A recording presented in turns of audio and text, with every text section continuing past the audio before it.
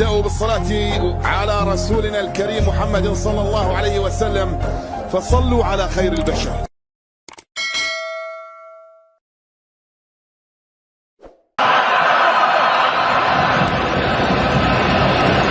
مرتدة للفريق المصراوي خطيرة جدا، والحارس يتألق بالعروش على طريق للفراعنة.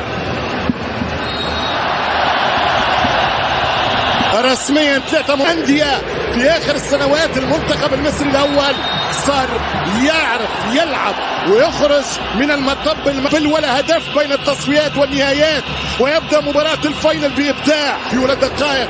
دقيقة 8 في الشوط الأول، النتيجة أصفار والهدف الأول قريب، والكرة إلى ركنية مغربية، ركنية للطريق الأخضر العشرة. يلعب الكرة إبراهيم عادل الكابيتان، والتسديدة جول.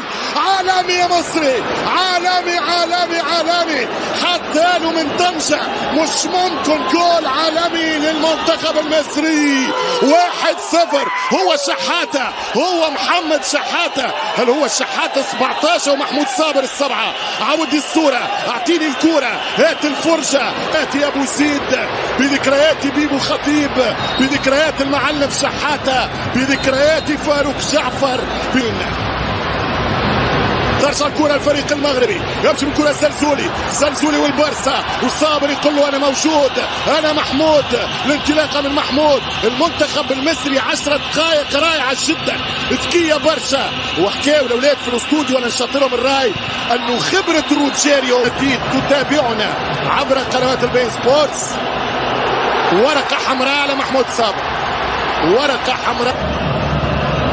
الزلزولي يمشي عبد الصمد والدفاع، والكرة ترجع للمنتخب المصري. المنتخب المصري والمرتدة الآن سينظم أكثر فريق روجيريو على خطة واندي هاملت بين الماضي والحاضر. يرجع لوصول التعادل، مسكر عليه روجيريو، دوري كبير، مباراة ممتازة لحد الآن من الدفاع المصري على الزلزولي. في لاعب الوسط محمود صابر في ثاني أهدافه بالبطولة، والحارس يتصدى يواصل الحضور.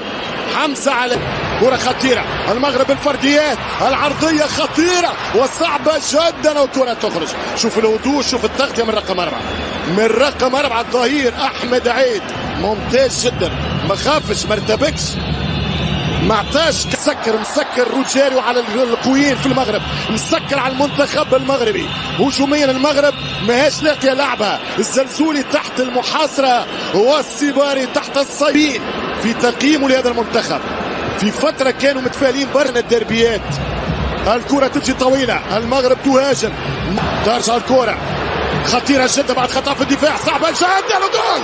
هدف التعادل. الفريق المغربي يلقى الحل من خطأ في الدفاع المغربي. المصري يسجل الجول يا دوريانيس.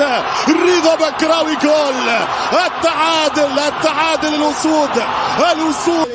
استناني في هذه الكرة، تمشي على القائم الثاني، وفما كرة للمنتخب المصري، فما كرة لمصر، فما تعادل بين الجانبين.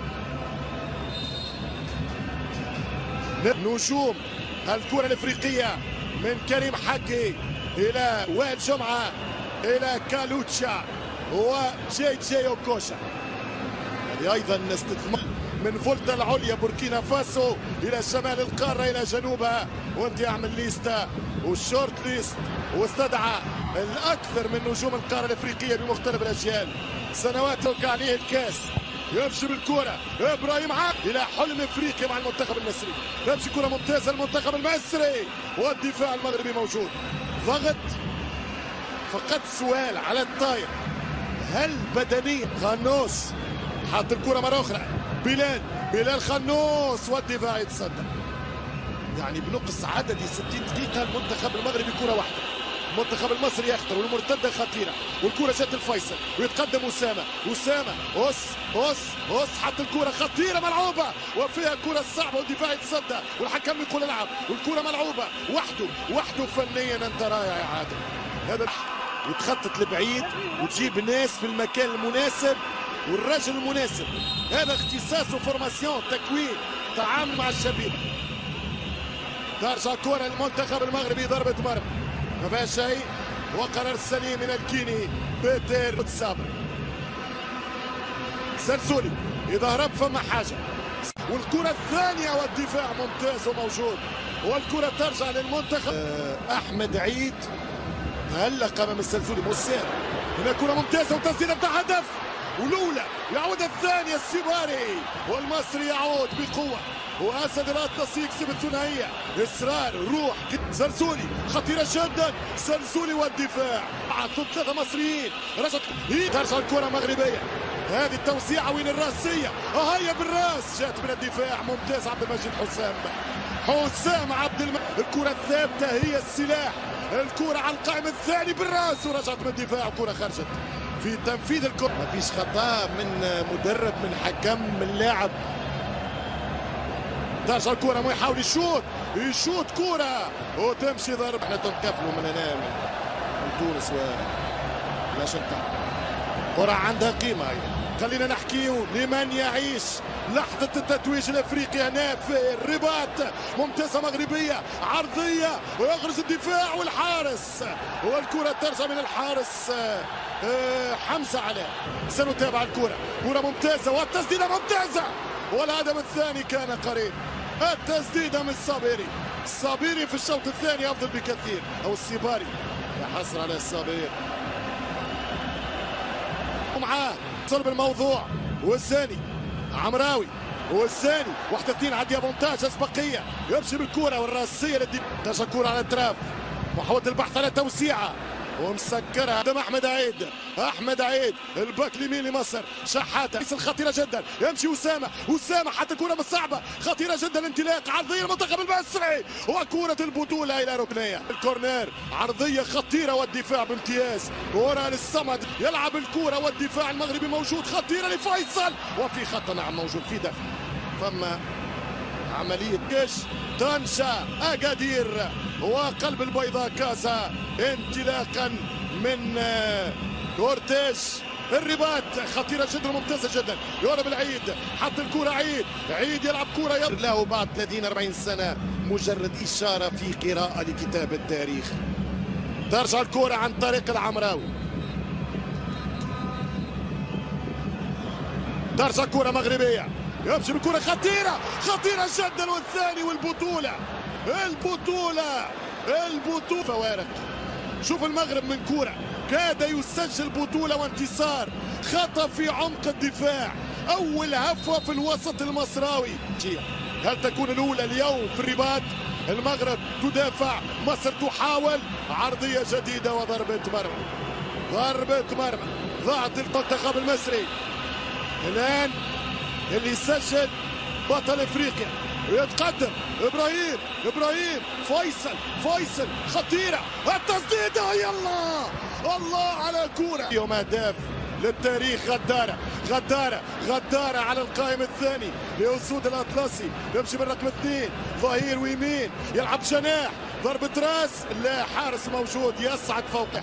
يمشي المغرب والأسود عن طريق السلسولي يعدي، يرجع عيد، يمشي سلسولي، شوف دائما واحد معاه عيد مباشر والثاني في التغطية، ينجح في التوزيع والهدف الثاني. مش ممكن يا حمزة، إبراهيم جاء، إبراهيم يوزع، إبراهيم يحضر، والدفاع يتيرة، فما إمكانية للمغرب الآن، وحسام سلسولي 1-2، هذه صعبة خطيرة، يمشي يشوط كرة والدفاع الركنية الآن هي عبارة على ضربة جزاء أو مخالفات على 18، خطيرة صعبة، لازم كل فريق يتفادى خطورة الكرة الثابتة.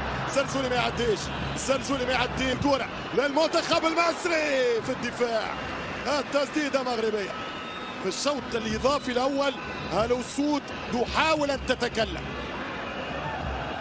التسديدة من صلاح تسخن للأسود، المغرب يضغط في الوقت الإضافي، المغرب هجومي أحسن، حاول يلقى الحلول الآن، ده يثقل نهاية الإضافي الأول.